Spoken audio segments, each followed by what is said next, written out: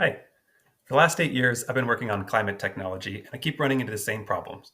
It's too hard to access weather data. For one thing, it takes a lot of bespoke code to integrate each new source of data you want to access. And then even once you've done that and optimized that code, the download speeds are still too slow. So I want to show you something I've been working on with my co-founder, Marshall.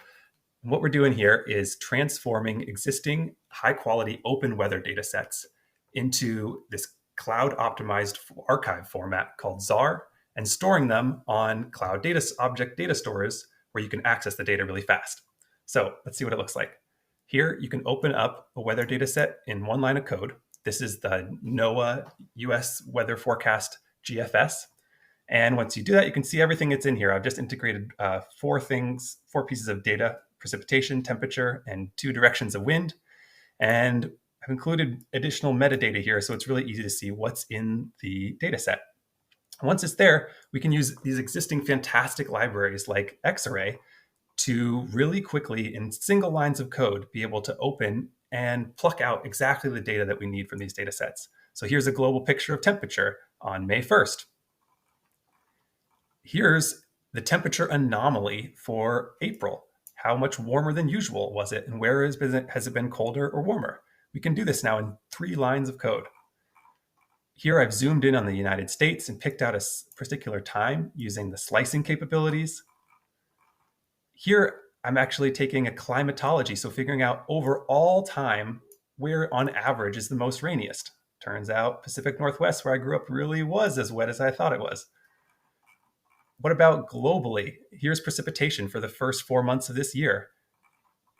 What about wind speed? In 2 lines of code, we can make these incredible plots once these data sets are transformed into these formats and hosted in places that everybody can access them. And animations. This is about 17 lines of code. And with that, it makes this. And you change a couple characters, and it makes this. This is precipitation across the entire Earth from NOAA dataset.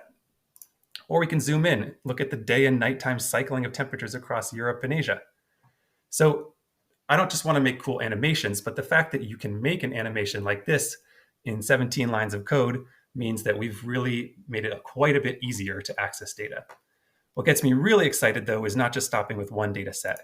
Here, I've collected and done this process with 2 different data sets: the European Center's IFS and NOAA's GFS. And once you do this transformation, now you can join together and do multi-data set analysis as simple as just subtracting the 2 data sets. Here we're looking at, on this particular day, April 24th, where did the European data set think it was cooler relative to the US data set? Here, let's look at this temperature difference for the month of April, zoomed into Europe and North Africa, and take the average across that month. We can see that in the NOAA model, thought North Africa is going to be quite warmer. Finally, here's a plot that within a couple lines of code, we can start comparing and doing multi-data set fusion and synthesis. So we're just getting started here. What's coming up next is expanding these data sets to add more sources, more weather models, to add the forecast horizons, to extend these archives back in history, to add more data variables and more model levels so that all the data you need is in these data sets. Then we need to make them live updating. We're going to make these data sets update immediately after the source data is put out, so you can do your analysis. And as soon as your model or your analysis is complete, you can apply it in real time without changing a line of code. There's a lot more to do on the optimizing the compression and chunking. This is the nitty-gritty details inside these data sets, but what it turns into is just the raw speed that you can access these data and the minimal amount of compute resources that you need. I'm just doing all this on my laptop. And then finally, building a catalog and documentation and examples around all of these data sets to bring more people in and bring more brains to adapting to climate change.